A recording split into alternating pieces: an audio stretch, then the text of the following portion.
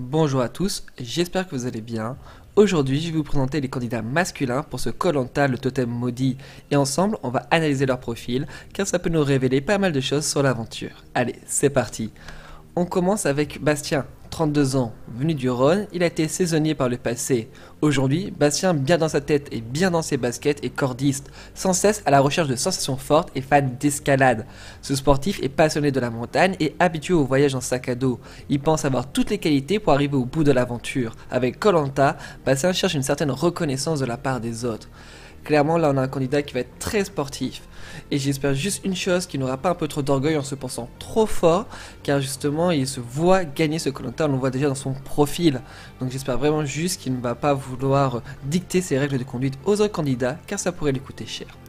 Continuons avec Benjamin, 24 ans. Il est jeune, mais il travaille déjà depuis quelques années comme comptable. Un métier qui demande rigueur, ce qui ne lui ressemble pas. En effet, Benjamin est plutôt tête en l'air, mais son engagement pallie cela. Passionné de stratégie, il dit avoir une tête bien faite. Il est prêt à tout pour aller jusqu'au bout, cet accro au jeu n'a aucune limite quand il s'agit de gagner. Clairement, je pense que ça peut être un stratège, mais peut-être un stratège malin. Il est un peu tête en l'air, du coup ça peut lui donner peut-être un petit côté innocent, car il est jeune en plus, donc j'espère juste qu'il va pas vouloir foncer tête baissée à faire des stratégies dès le début, car souvent ça leur coûte la place dans l'aventure à faire de la stratégie trop tôt. Colin, 25 ans, s'est aventuré vers un petit village en Suisse, et le moins que l'on puisse dire, c'est qu'il est fier de ses racines rurales. Colin a monté son entreprise de communication numérique et digitale. Sa passion, c'est allier l'ancien et l'innovant en sportif, social, fan de vie en pleine nature. Il pense tirer son épingle du jeu et n'hésite pas à trahir si besoin. Il veut rendre fier son canton et être le premier Suisse à remporter le titre. Deuxième candidat stratège, ça fait déjà beaucoup pour les hommes. 3 candidats à présenter, déjà 2 stratèges. Il est sociable, mais j'espère vraiment, comme j'ai toujours, sportif. J'espère juste que c'est un candidat qui a du potentiel, mais clairement, j'espère juste que la stratégie va pas tout gâcher. Fouzi, 28 ans, est ultra positif, et cela lui a permis de surmonter les peines de la vie, notamment la perte de sa maman. Depuis, il n'a plus qu'un but, donner le sourire à sa famille. C'est sans doute pour cela que ce nordiste est devenu aujourd'hui directeur financier d'un grand festival d'humour. En participant à koh il aura un bel hommage à sa maman disparue. En effet, c'était son rêve à elle. Fouzi veut être le héros de ses proches, et qu'il a décidé quelque chose, rien ne l'arrête. Là, je pense qu'on a un candidat qui va être pas mal, car c'est un candidat qui est très social, très drôle, c'est quelqu'un qui va mettre la bonne ambiance sur le camp, peut-être un peu comme un Bertrand Kamal, mais clairement là, je pense qu'on a quelqu'un qui, s'il ne fait pas de stratégie à la con, permettez-moi de vous dire que je pense qu'il ira loin dans l'aventure. En plus, il est globalement proche de la trentaine, il est nordiste. Ah, nordiste n'est pas une qualité, mais c'est des gens très sociables, c'est pour accentuer ce côté-là. Mais du coup, il n'a pas l'insolence de la jeunesse de la vingtaine, mais non plus les pépins physiques de la quarantaine. Clairement, Fouzi peut être un très bon candidat. Nous avons ensuite François, 38 ans. Déjà 17 ans que l'aventurier exerce le beau métier de pompier. François est un fou du sport aux valeurs bien définies, altruiste, rigueur, solidaire et esprit d'équipe.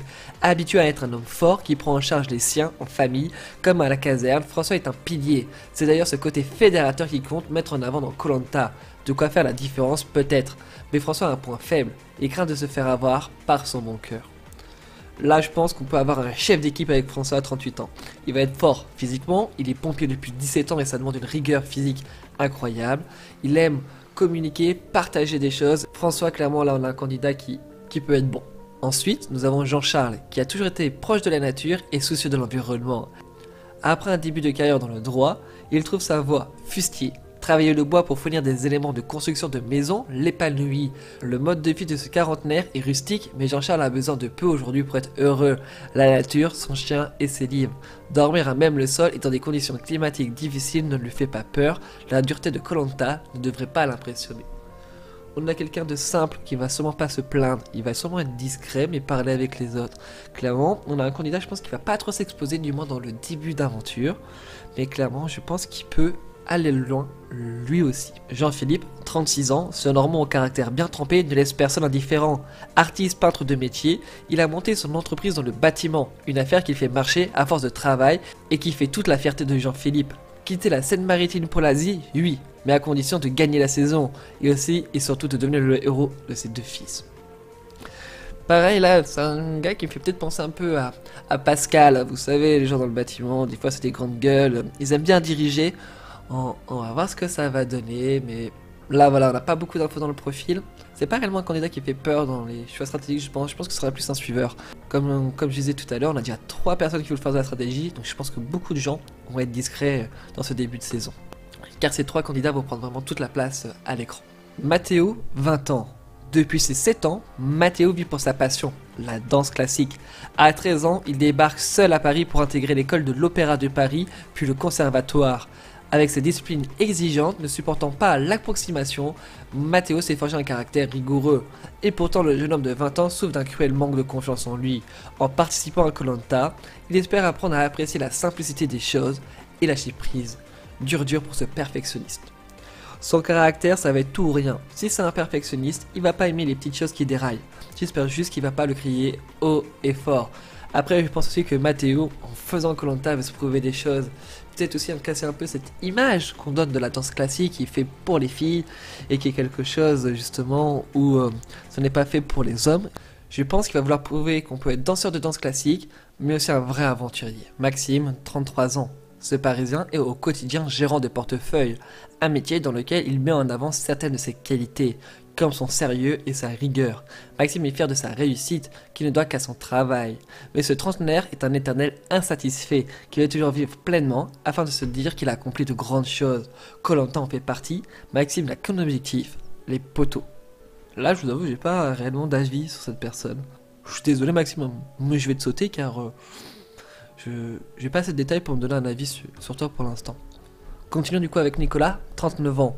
Il vient du Gard où il est gérant de son propre magasin de sport dédié aux jeux de raquettes.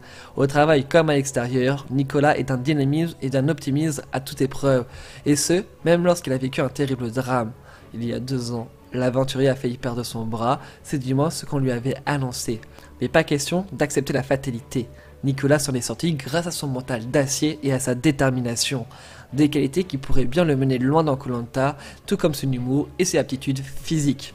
Clairement, là on a un mec qui va avoir du mental, hein. S'il a réussi à ne pas perdre son bras, on a quelqu'un qui va vouloir.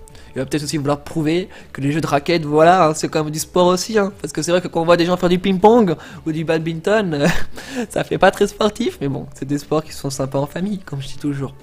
Mais clairement, voilà, il a quand même de l'humour, il a une bonne aptitude physique, donc voilà, c'est quelqu'un qui peut aller loin dans l'aventure, du moins pas se faire éliminer dans les premières aventures, sauf pépin physique. J'espère juste que du coup que son bras tiendra tout le long de l'aventure.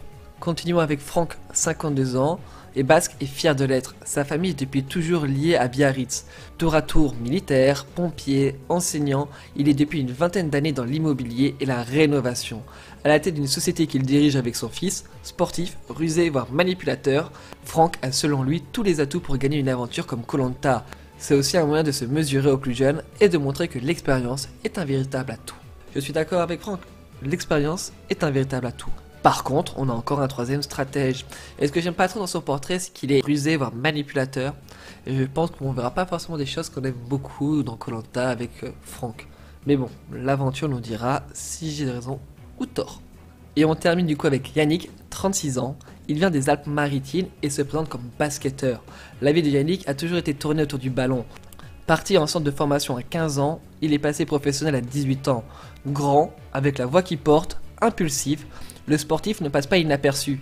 Compétiteur, il sait qu'il lui faudra user de stratégie pour arriver au bout, mais pas au point de trahir. Il veut être un exemple pour sa fille de 8 ans, et lui prouver qu'elle peut tout avoir dans la vie si elle s'en donne les moyens. Yannick, ça va être un mec à grand cœur. Clairement, j'ai peur qu'il se fasse avoir, parce qu'il voudra faire confiance aux gens. Et en plus, le basket, c'est vraiment un sport collectif où on s'appuie sur les autres. Donc j'espère qu'il va pas se faire avoir tout bêtement par une alliance qui va lui mettre un couteau dans le dos. Car je pense que Yannick sera quelqu'un vraiment qu'on va apprécier avoir à l'écran. Et voilà, le casting des hommes est terminé.